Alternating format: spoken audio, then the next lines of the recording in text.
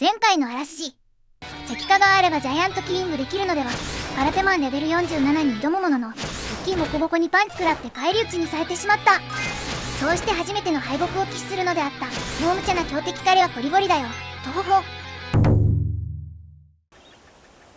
ふう、やっと一軍メンバーの死体を持ち帰って復活させることができた。死体を持ち帰らなきゃいけないシステム、面倒極まりないな。強制オートセーブだから避けられないし。で、力不足を痛感したのでちょっと武器の強化をしよう。今のところ全体250ダメージで喜んでたが、敵にも防御力650とか出てきたのでこれじゃ火力が足りん。というわけで、全体魔法レベル2を全員に持たせるのを当面の目標にしよう。どの敵が落とすんだろうな。狙い撃ちにしていくぞ。お、このキラー B だな。マリアオールに落とす。それじゃあ乱獲するぞ。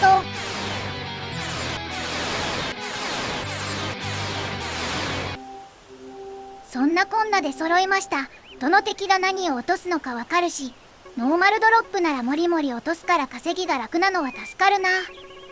自軍がどれだけ強くなったのかは戦闘でお見せしましょう。勝負。コカトリス君オスオス。前にちらっと見た石化回復装置、絶対お前がいるから設置してあったんだよ。で、結局パーティの初編成は前の3人が全体魔法レベル2を持ち、獣人はさらに4ダメ200アップアクセサリーを持ち、校長先生はひたすら時計をいじるっていう感じになりました。これだけの火力があればそうそう当たり負けはしないはず。あと校長先生の時計がマジで強い。体感 50% ぐらいゲージをゼロにしてくれてる。というわけで当分はこういう編成で進んでいきたいと思います。正直単体攻撃の価値はかなり低い気がするな、このゲーム。まあ頭数を減らす時とかこういうラスト1体の時には役立つんだけどね。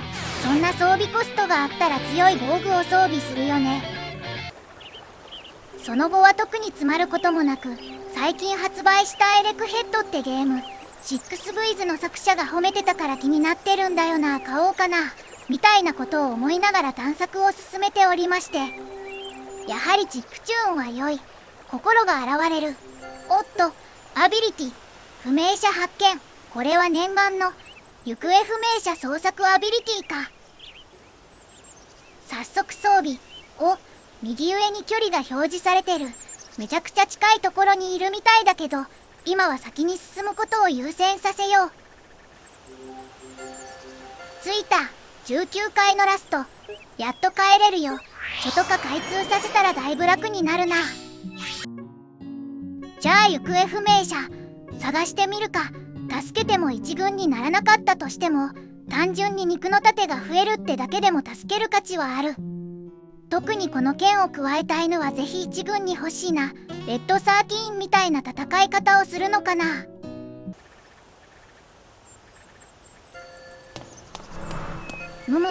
階層が変わると行方不明者までの距離が1変わる。1階層で1マス分なのか。なるほど。来た。反応が近い。残り2マスだぞ。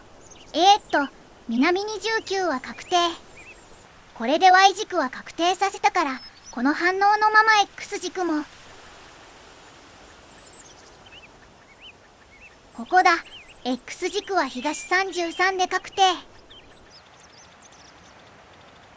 てことは、ここの場所から2マス右の座標。あれ、もうあるじゃん。ここやんけ。最寄りの不明者まであと0マス。助けに来たぞ。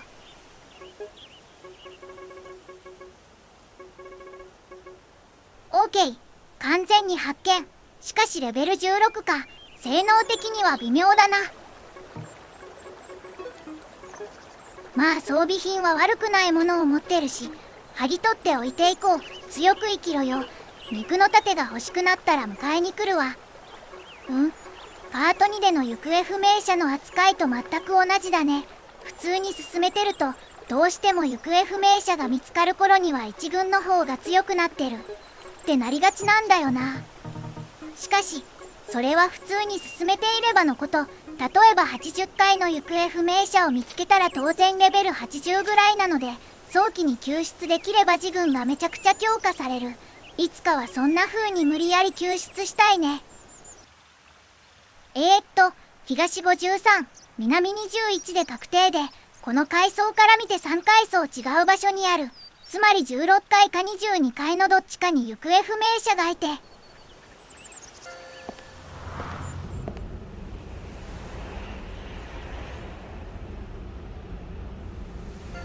階段を降りると行方不明者への距離が1縮まった。つまり22階の南21の東53で確定。メモメモ。で、20階からは砂漠階、草原からの落差がすごいな。マップも一本道じゃなくなって面倒さがマシマシだ。35番、戦ってみるか。バトル番号がどんどん増えていっているが、我々も結構強くなってるぞ。新しい敵、偵察機、馬魔棒が0なので魔法がよく効く。相性よし。ワーム、馬防御1だが HP が1000とかなり高い。面倒。なんかワームに飛びかかられて、一瞬モザイクかかってたけど大丈夫。丸飲みにでもされてたのかな。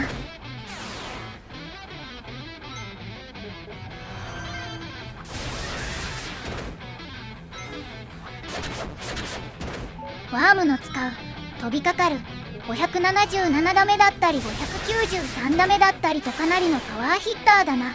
でもまあ単体攻撃なら恐るるに足らずだな。イベント番号22番が気になるが、バトル番号 FC に阻まれている。 FC というと10進数では252。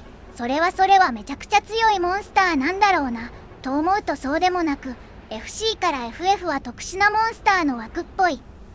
FC の敵はトレジャーリセット。なんだか嫌な予感がする名前だのう。倒すと5万円落とすがめちゃくちゃ硬い。そして名前からしてこちらの全財産を盗んできそう。せっかくだし戦ってみるか。イベント22番は気になるし、できる限りの準備をしてから挑んでみるか。覚悟を決めて勝負。おらんやんけ。またこの現象かい。なんなんだこれ。そういえばトレジャーリセットってレベル1だったな。前にも推測した通り、やはりレベル差があると敵は逃げ出すのか。そして発見、数値問題3。これに関しては視聴者さんの中には法則性が分かった方もいるかもしれませんが、恥ずかしながら収録中の私にはさっぱり分からなかった。しかし編集中の私はもう解けてるわけで余計に恥ずかしいわ。過去の私がこんな問題に苦戦してるの。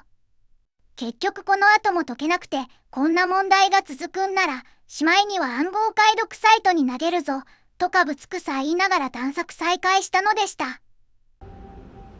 はい、そんなこんなでさっき話してた22階の南21の東53に到着。